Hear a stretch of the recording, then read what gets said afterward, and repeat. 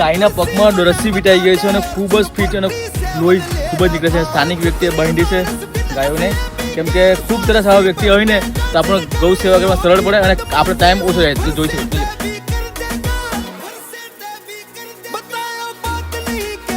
છે અમે ખૂબ સેવા કરી અને ખૂબ જ કર્મ કરી, અમારું કામ અટકેલું છે. તમે ગૌ માતાની સેવા કરો, તમારું કામ સફળ થાય છે. અને મિત્રો મારી સાથે જોડાયા છે, ગૌ માતાની સેવા કરીએ છીએ પગમાં, અને એકદમ લાચાર થઈ ગયું હોય ને એટલે માટે સ્વયં ભગવાન કોઈનો કોઈ માણસને નિમિત્ત માણસ બનાવે છે. તેવી રીતના અમને બનાવ્યા છે ગૌ માતા રેસ્ક્યુ કરીને કાઢી દઈએ.